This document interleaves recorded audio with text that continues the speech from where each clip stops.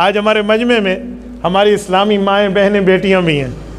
میں آپ کو کس درد دل سے کہوں، ایک خاتون کا پڑھ جانا ایک معاشرے کا پڑھ جانا.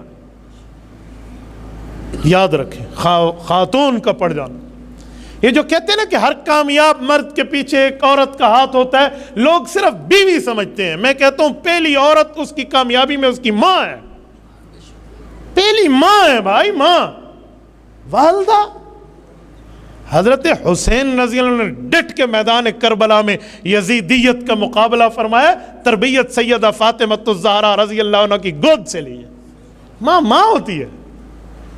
حضرت عبداللہ بن زبیر رضی اللہ عنہ نے، حضرت شیخ زکریا رحمہ اللہ فضائل میں لکھتے ہیں، آنکھوں میں آنکھیں ڈال کر حجاج بن یوسف کے ظلم کو ٹھکرایا اور اس کی آنکھوں میں آنکھیں ڈال کر شہادت تو قبول کر لی.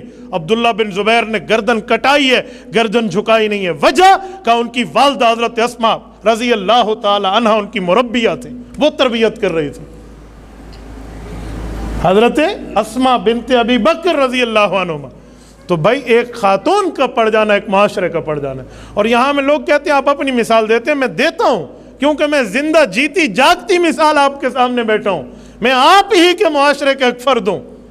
میرے کمر پہ میری ماں کی تعلیم، میری والدہ کی تربیت نہ ہوتی، میں آج یہاں نہ ہوتا. اللہ جانتا. میری والدہ آج قبر میں ہے، مجھے اپنی ماں سے ملنے قبرستان جانا پڑتا ہے. آپ خوش قسمت ہو، آپ کو اپنی والدہ گھر میں ملتی ہے. لیکن مجھے یاد ہے میری امی، میں ابھی KG1 میں داخل نہیں ہوا تھا، کچی اسکول پہلی کلاس میں. اس سے پہلے والدہ نے سورۃ یاسین، سورۃ الرحمن، سورۃ ملک، سورۃ سجدہ اور سورۃ واقعہ حفظ کرا دی تھی. مجھے ایسے یاد تھی کہ شاید دیکھ کر میں نہ سمجھ سکتا کہ لفظ کون سا، میں زبانی پڑھ دیتا. اور روزانہ کی بنیاد پہ میرا جی چاہتا تھا کہ عشاء ہو. کیوں؟ میں رات کو اپنی ماں کے پہلو میں سوؤں گا، مجھے میری والدہ آج اس نبی کا قصہ سنائیں گی، اس نبی کا واقعہ سنائیں گی. کہ ہماری والدہ ہمارے پیچھے نہ ہوتی تو آج میں آپ کے سامنے آنا ہوتا. میرے پیچھے تو کئی حضرات کی دعائیں ہیں، ان میں میری ایک ماں بھی شامل ہے.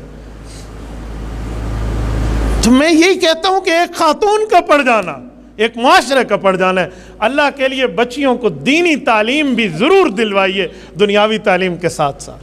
دینی تعلیم کا بہت بڑا اثر ہے، بہت بڑا اثر ہے. میری بچے ہیں نا، میرے بچے رات کو سوتے وقت سونے کی دعائیں پڑھتے ہیں، اٹھتے وقت جاگنے کی دعائیں پڑھتے ہیں. میں خوش ہوں. میں نے انہیں نہیں سکھایا، حالانکہ یا ماں نے سکھایا یا نانی اماں نے سکھایا. دیکھو پڑھ جانا ایسے کہتے ہیں نا. تبارک الذی